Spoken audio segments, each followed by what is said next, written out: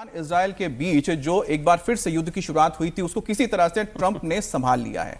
अब हुआ यह कि दोनों देशों ने एक दूसरे पर हमले किए, उसके बाद ट्रंप ने नेतन्याहू से बात की, या यूं कहें कि धमकी दी। एक तरह से ट्रंप ने नेतन्याहू को कहा कि अगर वही ईरान पर हमला नहीं रोकता तो अलग थलग पड़ जाएंगे और अमेरिका उनका साथ नहीं देगा। 60 दिन के सीजफायर के बाद ईरान और इजराइल की ओर से एक दूसरे के ऊपर हमले के बाद ट्रंप बेहद नाराज हुए। फिलहाल ट्रंप की धमकी के बाद दोनों देशों ने हमले रोक दिए हैं।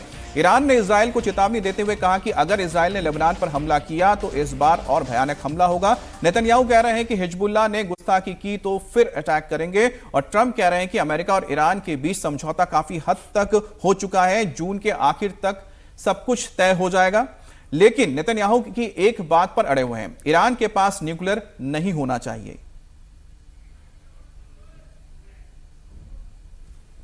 Overnight, Israel carried out a historic first blow to prevent a nuclear attack on Israel.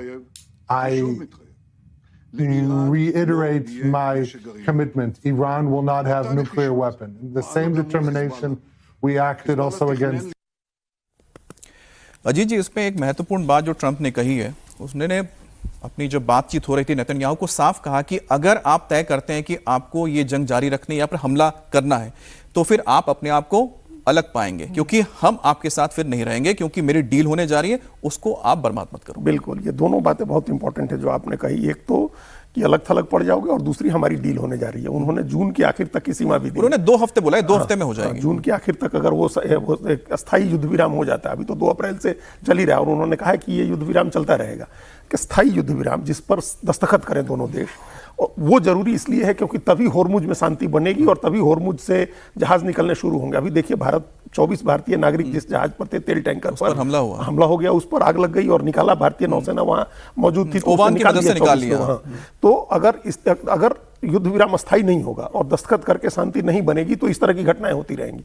तो ये दोनों बहुत इंपॉर्टेंट है कि जून तक अगर संधि होने जा रही है तो दुनिया के लिए अच्छी बात है, भारत के लिए तो सबसे अच्छी बात है। और इसलिए इजराइल को इस बात के लिए तैयार कर रहे हैं ट्रंप, मतलब धमका करके मना कर रहे हैं। और ईरान का है कि लेबनान भी, हिजबुल्लाह भी समझौते का पार्ट होगा। आपको हुती, हमास और हिजबुल्लाह तीनों पर हमले रोकने होंगे। ये नहीं होगा कि आप ईरान पर हमला रोक दें और उस पर करते रहें, ये नहीं होगा। तो ये एक कई त्रिपक्षीय चतुर्पक्षीय ये मामला बन गया है, और इजराइल को अपने कारणों से अटैक कर रहा है। अब वो न्यूक्लियर का मामला जो ले आया है, ईरान तो कह रही, ईरान तो नॉन प्रोलिफरेशन ट्रीटी का सिग्नेटरी है, वो तो कह रहा है कि हम हथियार नहीं बना रहे, लेकिन आप उसको शांतिपूर्ण तरीके से ऊर्जा इस्तेमाल के लिए, न्यूक्लियर की ऊर्जा इस्तेमाल से कैसे रोक सकते हैं? तो इसकी ट्रीटी अगर हो रहा है और इंटरनेशनल एटॉमिक एनर्जी एजेंसी के सामने ये डील होता है और उसको शांतिपूर्ण इस्तेमाल के लिए मंजूरी देती है अमेरिका। ये बात तो अमेरिका भी कह रहा है ना कि हम किसी भी लिहाज से न्यूक्लियर प्रोग्राम उनको करने नहीं देंगे, ठीक है। तो और दूसरी बात है, उन्होंने ये भी कहा है कि किसी भी हालत में ईरान कभी नहीं बना सकता है न्यूक्लियर वेपन। सज्जन जी, एक छोटा सा एक रिएक्शन अब दे दीजिए, उसके बाद आगे बढ़ेंगे। नहीं, देखिए, वो तो अमेरिका के लिए सबसे अच्छा, इसमें मैं एक चीज जोड़ देता हूं कि इजराइल ने एक और बात कही कि लेबनान हिस्सा नहीं होना चाहिए डील का। नेतन्याहू ने भी क्लियर कर दिया है, हम नहीं मानेंगे। नहीं, देखिए, लेकिन स्थिति जो अभी है, पावर सिमेट्री क्या है कि जो प्रॉक्सी है ईरान के, हिजबुल्लाह कोई है, वो नॉर्थ इजराइल पे अटैक करते हैं।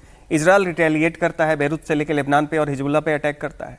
ईरान उसके बाद फिर इजराइल पे अटैक करना शुरू कर देता है, और फिर ट्रंप इजराइल को धमकाते हैं कि जरूरत से ज्यादा तुम रिटेलिएट मत करो। तो आप पूरे पावर सिनेरियो को अगर देखें तो उसमें क्लियरली दिख रहा है कि यूएस का डेस्परेशन है कि विश्व में शांति हो, इकोनॉमिक स्टेबिलिटी है।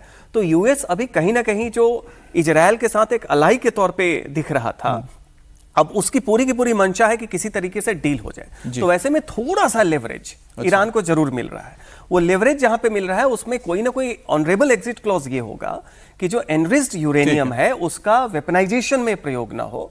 ईरान ये कह सकता है कि आप इंटरनेशनल आईएईए के इसमें ऑब्जर्वेशन में इसको पीसफुल, भारत ने भी तो पीसफुल पर्पसेस के लिए ही किया था। लेकिन इतने इसमें पेच है कि इसमें जब तक हो सकता है कि डील हो ही ना, और हम लोग देखते रहें कि बस ये इसी तरह से मामला ठंडे बस्ते में पड़ा रहे, क्योंकि जिस तरह से सबके अपने अपने दावे हैं, क्योंकि एक चाहता है युद्ध, दूसरा चाहता है यहाँ पर डील, यानी कि इजराइल चाहता है युद्ध और यहाँ पर ट्रंप चाहते हैं डील, तो कैसे होगी ये मेल भगवान ही जाने। लेकिन